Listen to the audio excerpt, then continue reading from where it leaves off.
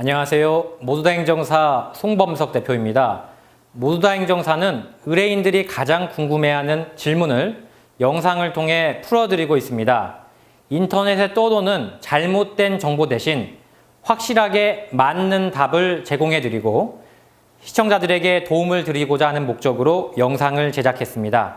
이번 영상에선 특별 사면에 대해서 설명을 드릴까 합니다.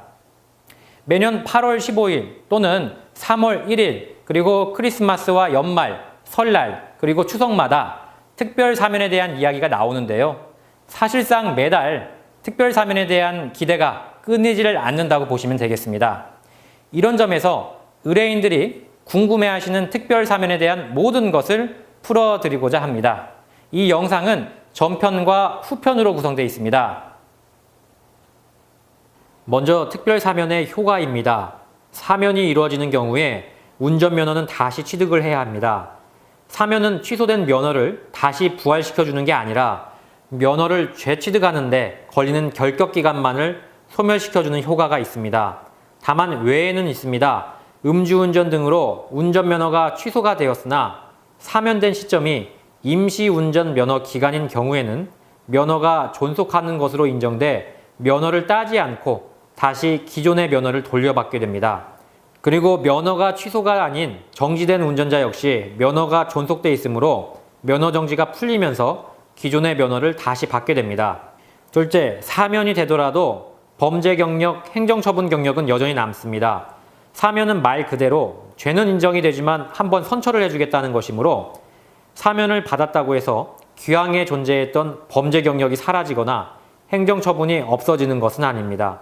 예를 들어 2001년 7월 23일 이후 음주운전 면허 취소 1회, 음주운전 면허 취소 이후 사면 1회 이후에 또 음주운전으로 적발이 되면 사면이 횟수에 포함되므로 음주운전 삼진아웃으로 인정돼 면허가 2년간 취소가 됩니다.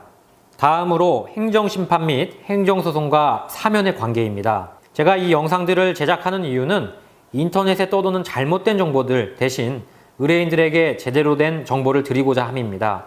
사면 역시 확실하게 정리된 정보를 드리지 못해서 의뢰인들이 많이 헷갈려 하시는데요.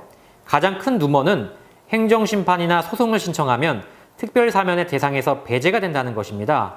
이는 전혀 틀린 이야기입니다. 행정심판과 행정소송은 특별사면과 근본적으로 아무 관계가 없습니다. 따라서 특별사면은 행정심판을 제기했든 행정소송을 제기했든 상관없이 대상자가 되는 것이며 그 대상자는 철저하게 적발된 날짜를 기준으로 합니다. 아래 화면을 잠시 보시죠.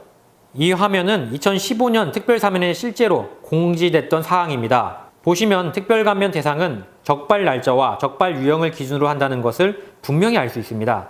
행정심판을 신청했든 벌금감면을 신청했든 관계없다는 점을 꼭 알아두시길 부탁드립니다. 아울러 행정심판에서 패소를 했든 승소를 했든 특별사면과는 전혀 관계가 없습니다. 따라서 행정심판 등을 신청했다고 해서 사면 대상에서 제외되는 것도 아니며 행정심판이나 행정소송에서 패소했다고 해서 특별사면 대상에서 제외되는 것 또한 역시 아닙니다. 아울러 행정심판 등으로 110일 정지를 받은 경우에 특별사면을 받으면 효과가 이중으로 적용됩니다. 즉 행정심판만으로 구제가 되면 110일 정지가 되어 110일 정지가 되지만 면허는 다시 따지 않아도 되는 반면 특별사면을 받게 되면 바로 면허를 다시 딸 수 있는 기회가 주어지는데요. 행정심판에서 구제가 되고 사면 대상까지 받게 되면 양자의 이중효가 발생하면서 110일 정지가 없어지고 사면의 효과로서 바로 면허증을 따지 않고도 돌려받을 수 있게 됩니다.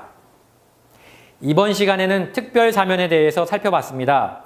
지금 말씀드린 부분은 제가 수많은 세월 동안 직접 경험한 것들이라 확실하게 맞는 정보입니다.